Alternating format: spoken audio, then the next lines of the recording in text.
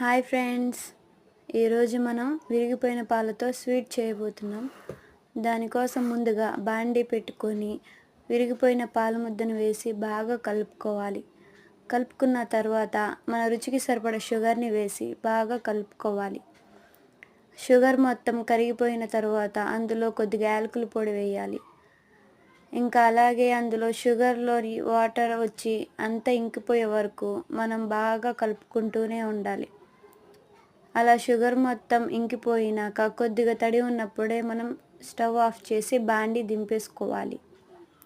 అంతే, ఎంతో రుచికరమైన మన స్వీట్ రెసిపీ రెడీ అయిపోయినట్టే.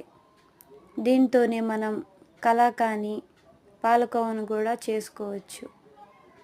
Please subscribe friends.